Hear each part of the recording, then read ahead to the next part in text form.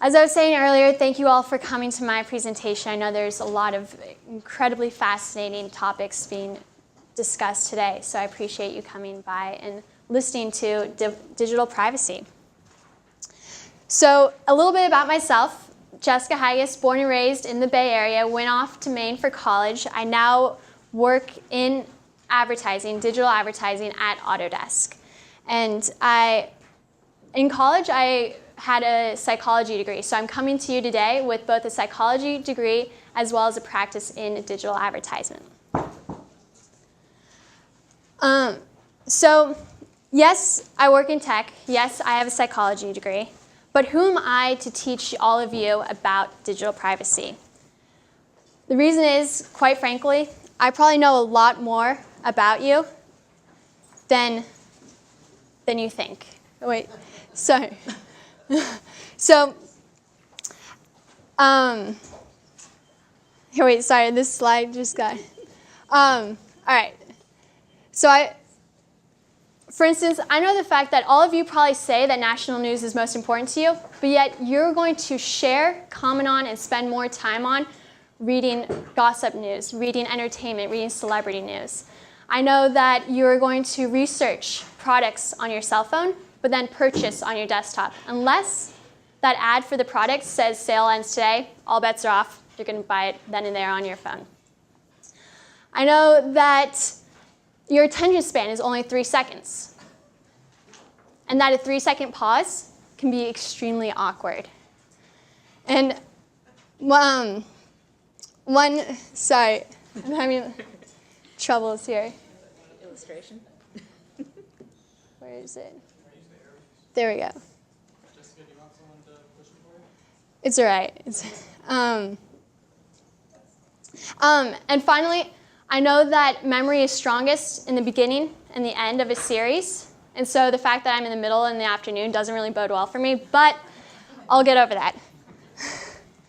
So what is this talk about? It's really an informational review of what is digital privacy and how the average person, how you and I, how women in this world living in an increasingly digital world with an exorbitant amount of personal information potentially available to any company, government agency, or computer-savvy individual, and how we can protect ourselves and create that online identity.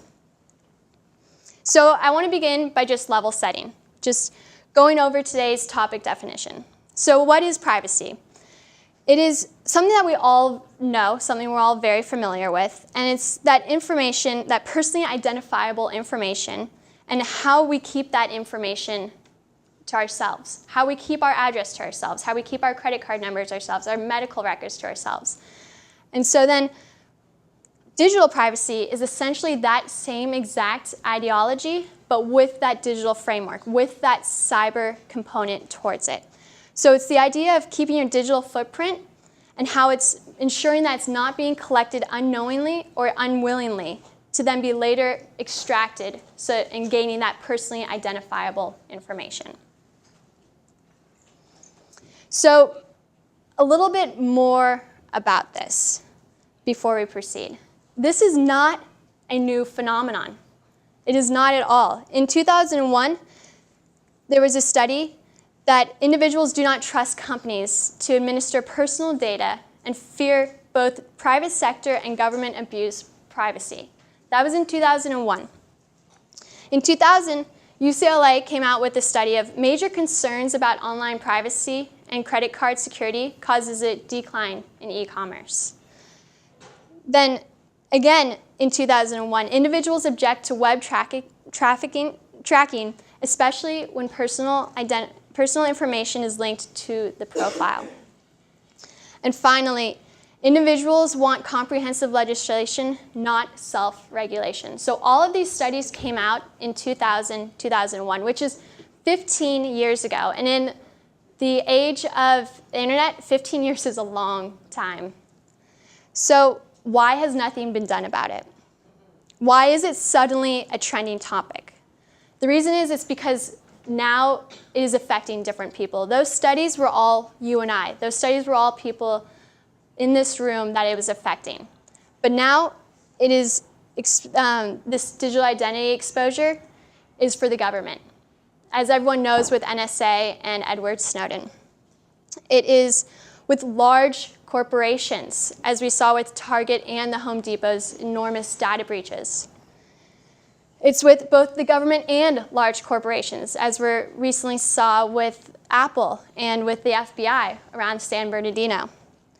And it is with the rich and famous, the celebrities. Granted, almost all of these are sex scandals, but regardless, it is digital data breach of some sort. And then finally, and most recently, in an item that is not discriminating against government, politicians, rich and famous, or any private or public sector, it's the Panama Papers. So people with power and money, they are now being exposed.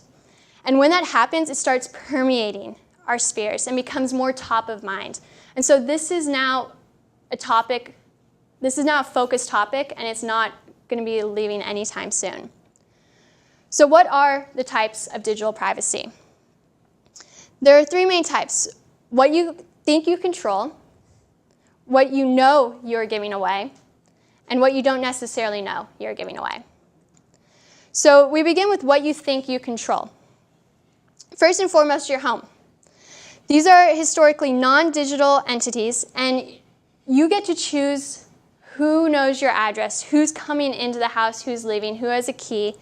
There are likely no cameras, and the only cookies are those that you consume and are in the pantry and are delicious. Your car. So with this, again, it's very much a non-digital entity.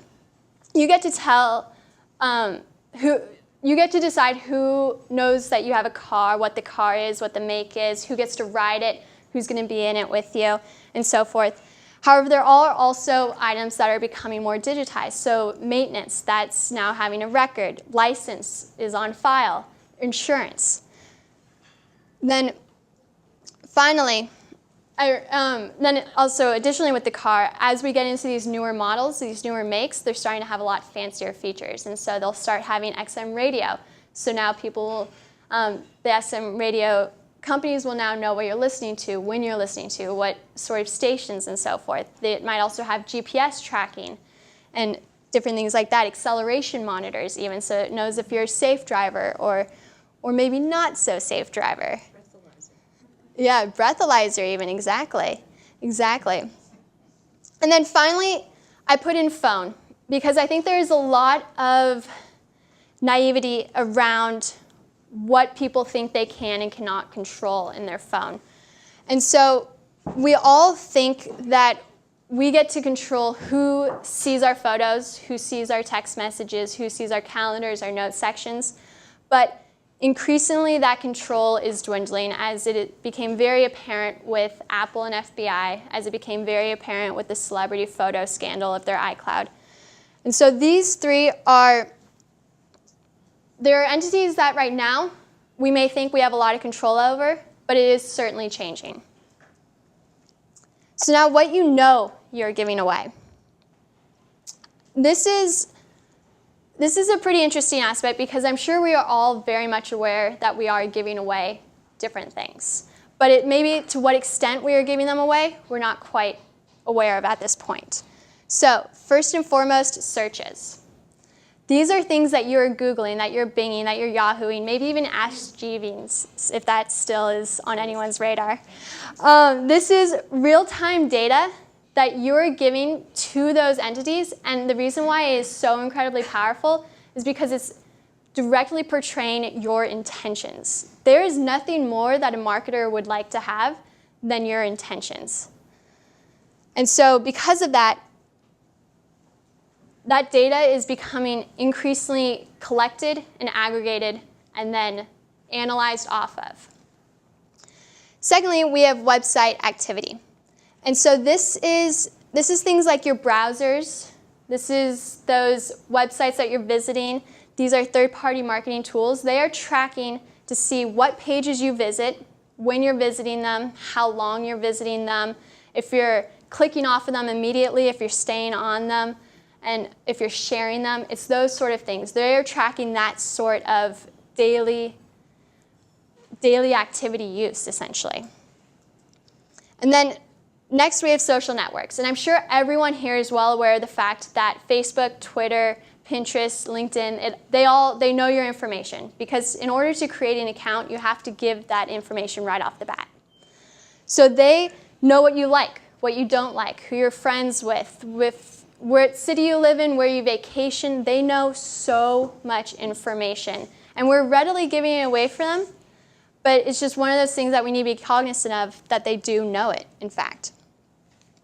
And then finally, we have e-commerce. And this one is incredibly important because it is it's the information that is most worth stealing, essentially. This information is what you're buying, like how much, what size, like what color, everything of what you're buying, what you'll literally put money behind to get. It also has your credit card information. And then finally, it has your shipping. It knows where you're living. So it has those 3 incredibly personal bits of information, but yet e-commerce is skyrocketing. It is becoming the commonplace to buy things online. And we just need to become more aware of the fact that we are, in that one transaction, linking 3 very personal items together. To the third line of digital privacy, of a type of digital privacy, what you may not necessarily know you're giving away.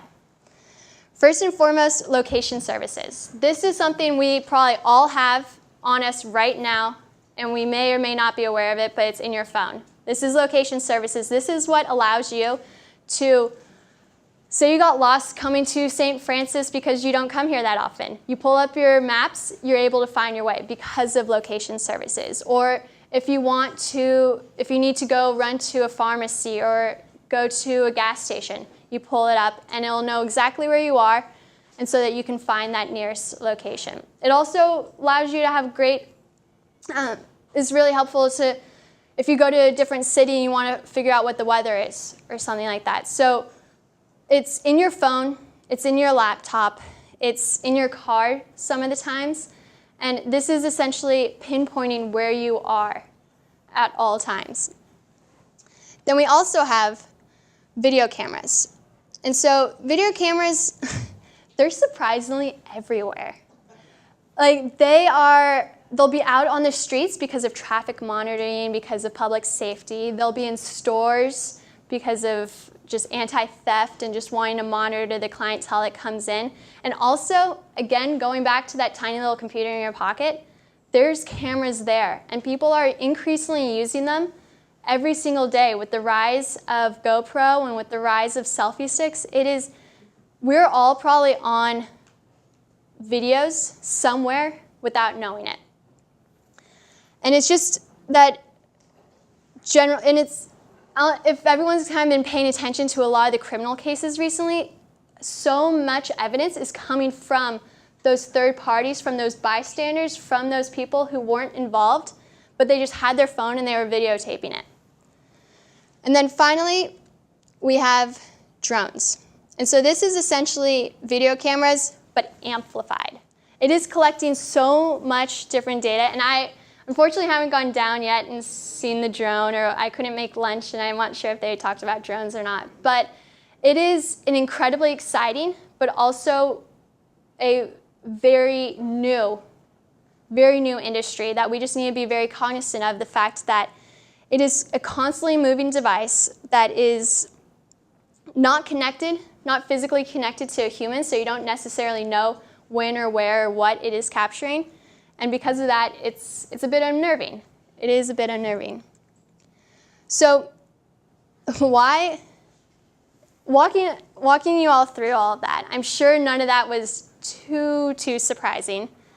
Why are we still giving this all away then? Why are we just handing out our information like that? Well, because first and foremost, sometimes we don't recognize it. Sometimes we give it away because we don't realize that our car actually is tracking our location, or we don't realize that we are in that photo that then went viral, or so forth. Sometimes we give it away because we have to. Because if we want to have a Facebook account, we have to put our birthday. We have to put our gender. We have to put where we lived or maybe went to school. If we want to buy something from Amazon, you have to put in your credit card and you have to put in your shipping address. There's no way around it. We do it because it makes life easier for us. Like, think of the fact, on average, the American person has 49 different accounts. Think if you had to memorize 49 different passwords. That would be awful. That would be awful. So we do it because it makes life easier for us. We have one password for all of our accounts because it makes life easier for us.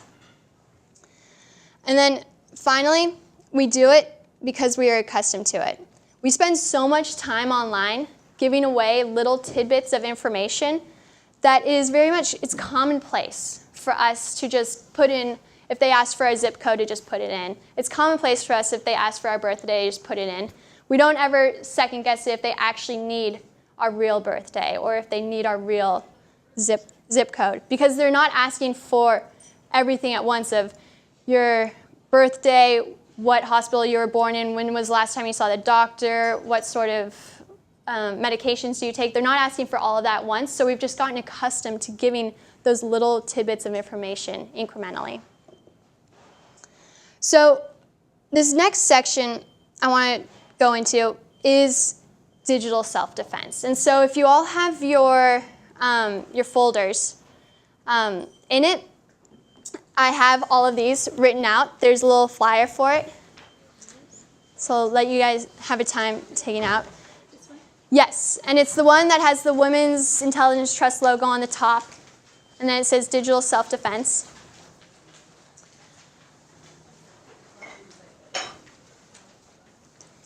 And so this is essentially, I want to help you protect yourself online. I want to help you create that digital identity you want and that you know you have control over.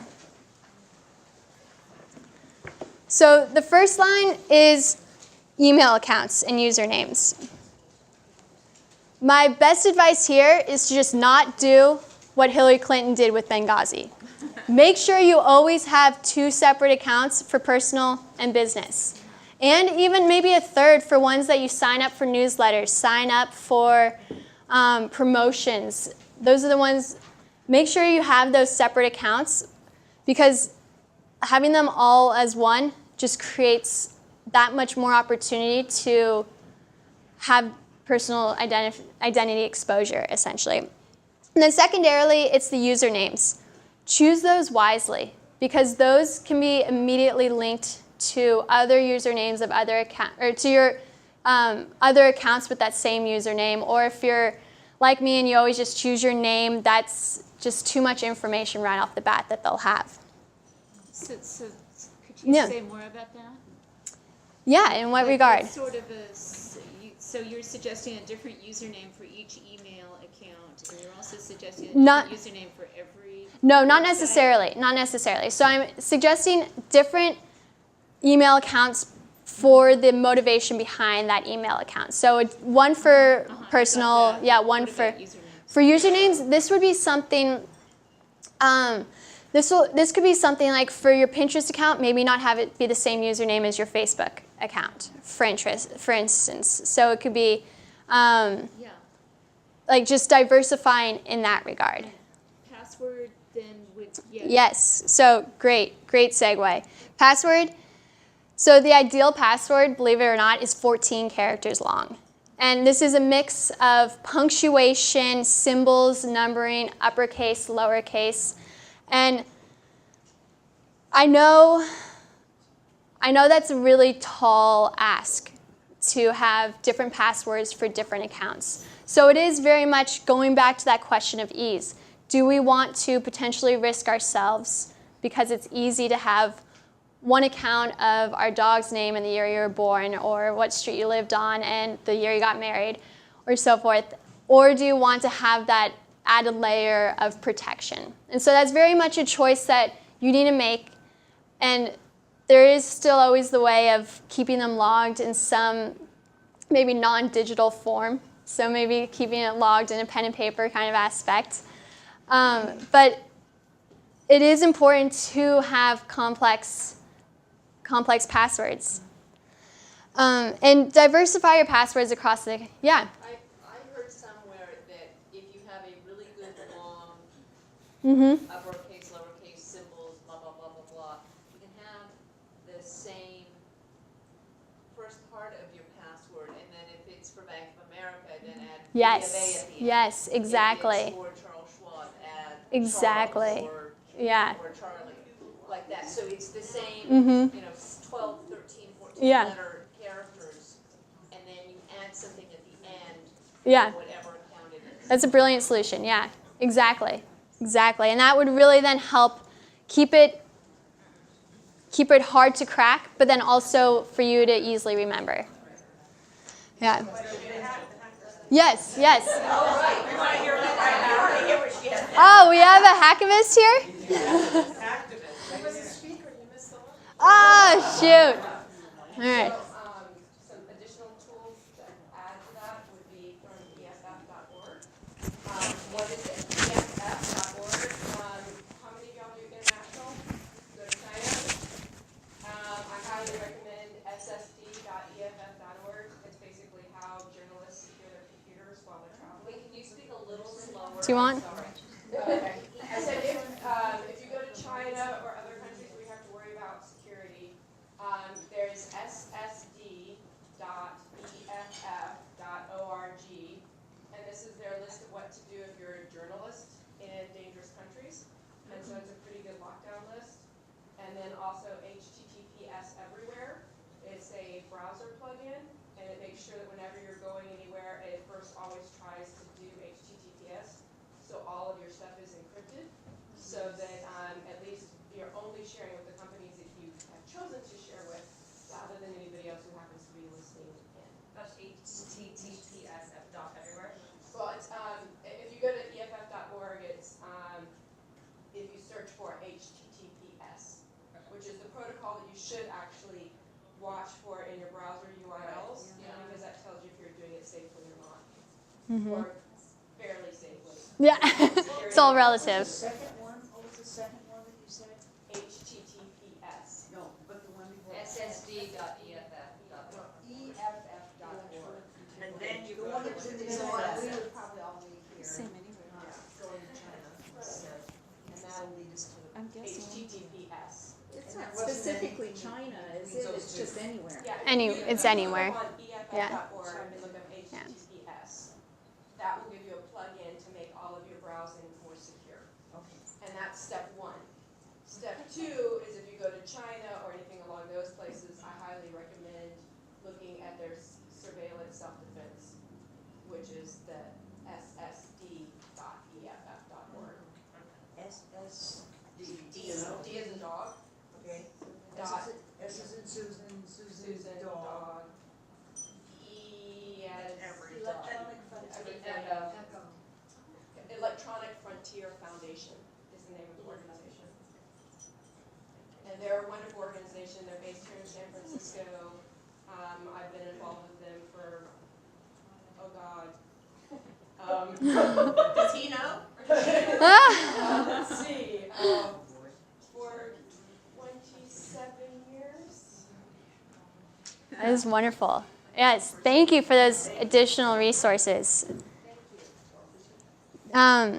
So another big important thing is digital hygiene.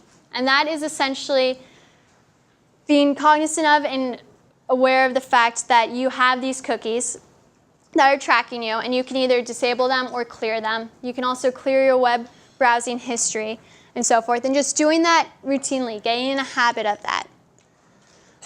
We also have things called private windows, and it's called something different per browser. So if you're on Chrome, you may know it as incognito, or Firefox is just private, Internet Explorer is in private. And so that allows you to bring up a browser that won't track anything from the get-go. It also won't remember any of your passwords, so there is kind of that ease caveat, but it won't track anything that you're doing. I have a question. Yeah. I don't know if it's an update that I've gotten recently on my computer, but I keep getting this question from Google and Safari.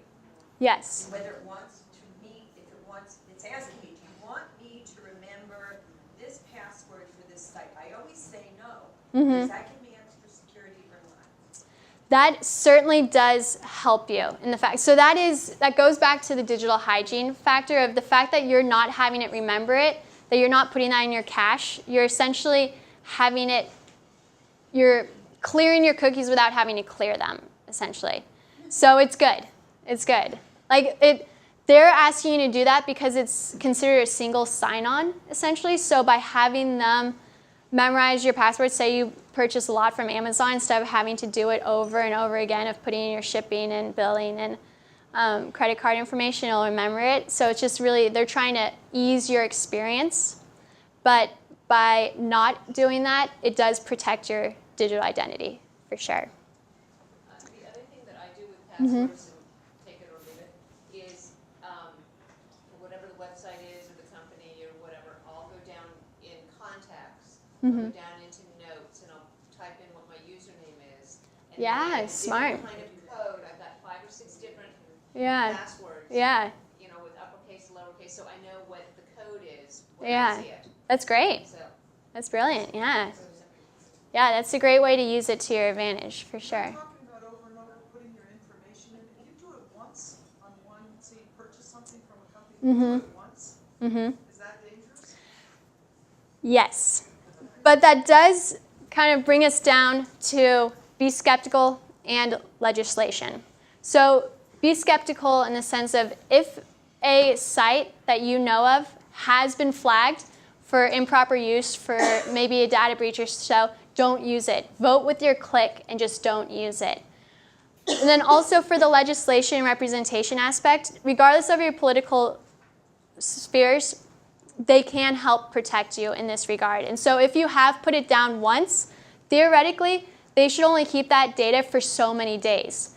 But because there isn't really strong, really active legislation in place that says this data 30 days or this data 10 days, this day data until the product's shipped, that there's that ambiguity still in place. And so that's where legislation and representation is really needed. To go back up quickly, monitor your credit score. That, if someone is to take your identity, you will know almost instantly with your credit score. So that is just one very quick way of analyzing if something has happened or not. Privacy options, this is something primarily in the social network spheres of who gets to see what you're posting, if it's friends, friends of friends, the public, private. Not to scare you or anything, but on Facebook, there's friends of friends. Estimated that if you have that, instead of just friends, 90 million people on average could see your post just because of how it's like that 6 degrees of separation. On Facebook, it's like, I don't know, 2 degrees of separation. Then again, talking about that being skeptical of if you know that a site is bad, if it has negligence, if it's asking for unnecessary information, just don't use it. Force them to improve, to meet your standards, to then give your business. And then again, finally, for those political those like political routes of legislation and representation, we need to have them increase security requirements. That's one. We need to have that more extensive cyber task force so that they are constantly helping us out there and monitoring. And then also that data breach transparency. So if a company, if a site has had a data breach, in some way they should maybe indicate the fact that they had it and when did they have it and what was caused, what was the outcome, and what have they done because of it. So in closing, we are in this digitally driven age, we are all overshares, whether we like it or not. And so I ask you guys to become a bit more share-telligent, as I am coining it, of don't necessarily fear the fact that there is so much opportunity for digital privacy exposure, but just be cognizant of the fact. Recognize it and build up your digital self-defense. Build up your control over what people can and can't see so that you can then craft that digital identity. And thank you. Thank you.